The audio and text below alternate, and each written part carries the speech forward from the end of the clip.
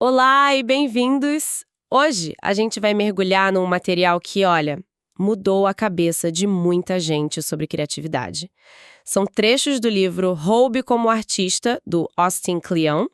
A premissa dele é fantástica. Ele fala que o livro é basicamente o que ele gostaria de ter ouvido quando era mais jovem, sabe? E a nossa missão aqui é desempacotar essa ideia central, a de que a criatividade não vem do nada. Ela é sempre construída em cima do que já existia. E vamos explorar outras provocações bem interessantes sobre como esse processo funciona na real. E essa ideia de roubar, que está no título, é a chave de tudo. Mas é muito importante deixar claro, ele não está falando de plágio. Longe disso. O roubo aqui é mais uma postura, sabe? Uma forma de olhar o mundo e buscar ativamente o que vale a pena pegar para si. Uma ideia, um estilo, para depois transformar isso em algo novo, algo seu. Tem uma citação do T.S. Eliot, no livro que é perfeita para isso. Ele diz que poetas ruins desfiguram o que pegam, já os poetas bons transformam em algo melhor, ou pelo menos diferente. Exato. E isso já quebra a primeira grande barreira, né? Aquela pressão de ter que ser 100% original. O livro é muito direto nisso. Ele fala, esquece a originalidade. E ele não está sozinho nessa. Cita até a Bíblia. Eclesiastes. Não há nada de novo debaixo do sol. E tem outra citação do André Gide, que eu acho genial. Tudo que precisa ser dito já foi dito, mas já que ninguém estava ouvindo, é preciso dizer outra vez. É quase um alívio ver isso, não acha? Tira um peso das costas. Sem dúvida. Te libera para começar, né? E o jeito que ele visualiza isso é com o conceito de que toda ideia nova é um remix. Ele usa uma analogia que parece matemática, mas é super poética. 1 mais 1 é igual a 3. Quando você junta duas influências, o resultado não é só a soma. Surge um terceiro elemento ali, no espaço entre as duas ideias. É ali que a sua contribuição acontece, sabe? Isso me lembra outra analogia que ele usa, a da genealogia. Pai mais mãe igual a você. Geneticamente, a gente é um remix dos nossos pais, dos nossos ancestrais. Mas qual é a sacada dele ao trazer isso para o campo criativo? A sacada é a escolha. Diferente da família biológica, a gente pode e deve escolher nossos ancestrais criativos. Montar a nossa própria árvore genealógica de influências. Como dizia o Goethe, que ele cita no livro, nós somos talhados e moldados por aquilo que amamos. Ou seja, a pessoa criativa que você se torna é um reflexo do que você consome. Os livros, os filmes, as músicas. E ele até sugere um método prático para isso. Escolha um pensador que você admira. Estude tudo sobre ele. Depois, descubra 3 pessoas que esse pensador amava e estude tudo sobre elas. E repita o processo. É um mapa de ideias. É uma curadoria ativa da sua própria mente, e isso me lembra a frase da mãe dele: lixo que entra é lixo que sai. A qualidade do que você produz está ligada diretamente à qualidade do seu repertório. Mas aí eu fico pensando, tá, eu construí essa árvore, tô coletando coisas incríveis, mas o que eu faço com tudo isso? Onde eu guardo esse tesouro? Aí entra uma das ferramentas mais práticas do livro, o arquivo de furtos. Pode ser um caderno, sabe, físico, ou uma pasta no computador. O importante é ter um lugar para guardar tudo o que ressoou com você. O cineasta Jim Jarmusch, que ele cita, diz para roubar de tudo. Filmes, música, conversas, a luz, as sombras. E a ideia é que esse arquivo não é um cemitério de ideias. É um viveiro.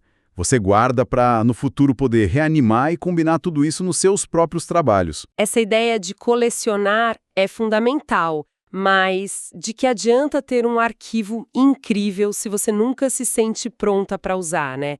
Aquele medo de começar, a famosa síndrome do impostor. O livro também fala disso, certo? Sim, e ele ataca o problema de frente. É a dica 2. Não espere até saber quem você é para começar.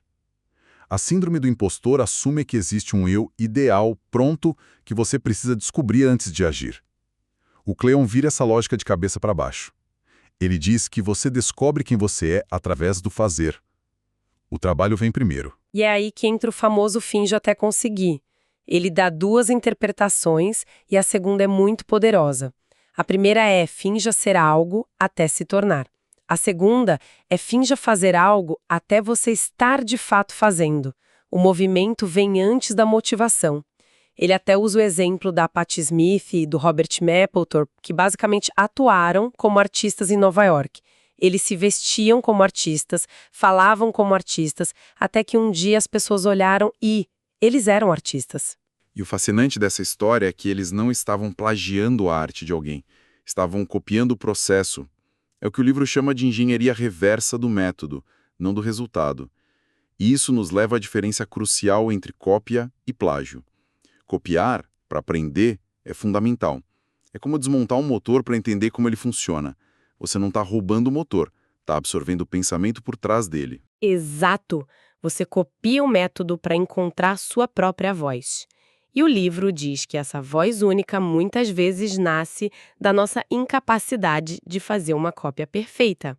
É na falha, na diferença, que a originalidade aparece. Os Beatles começaram como uma banda cover. O Kobe Bryant copiava as jogadas de outros jogadores, mas como o corpo dele era diferente, ele tinha que adaptar. E nessa adaptação, os movimentos se tornaram dele. Precisamente. O livro até tem um gráfico. Bom roubo versus mau roubo. O bom roubo honra o original, estuda, rouba de várias fontes e, o mais importante, transforma. O mau roubo só imita. É superficial. Rouba de um só e não adiciona nada. É o que o Conan O'Brien disse.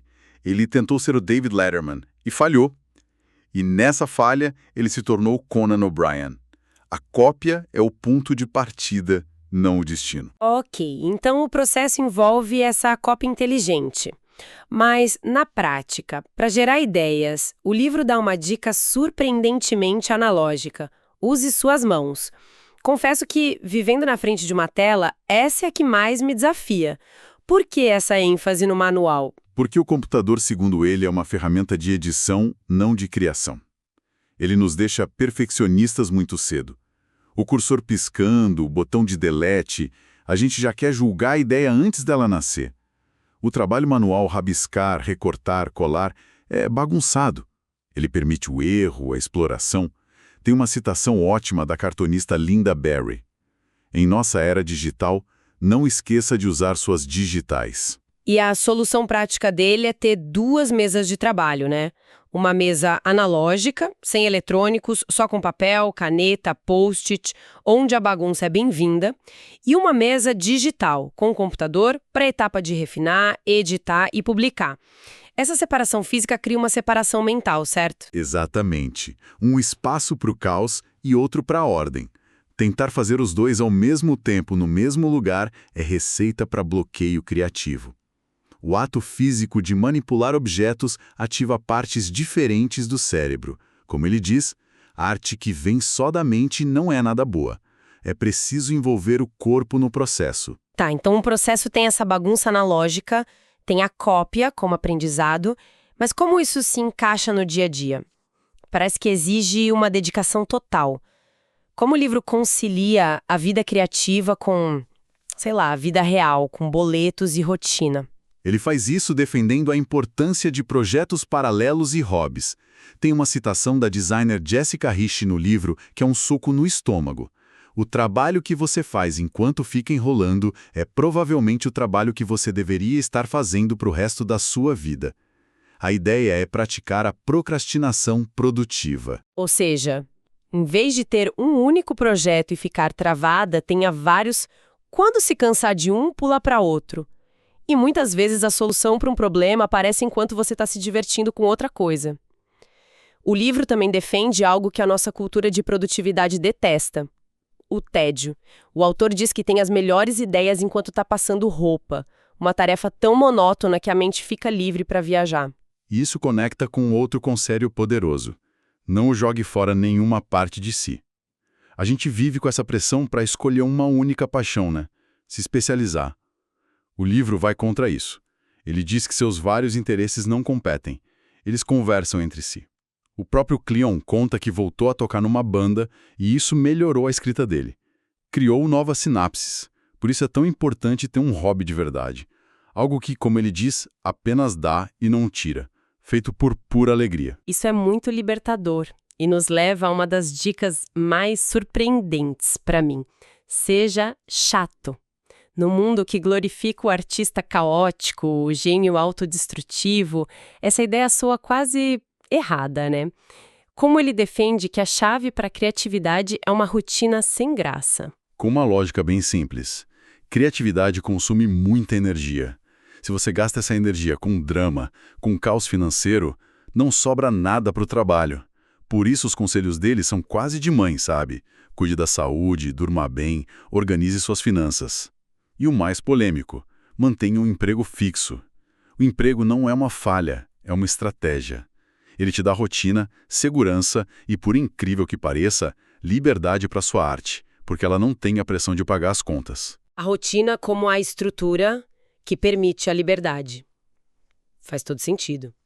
E para manter essa rotina, ele fala da técnica do calendário do Jerry Seinfeld, que eu acho brilhante. A cada dia que ele cumpre a meta de escrever, ele marca um X vermelho no calendário. Depois de alguns dias, você tem uma corrente. E o único trabalho é não quebrar a corrente. É uma ferramenta visual e psicológica muito poderosa. Sim, transforma o ato criativo, que é abstrato, numa tarefa concreta, diária.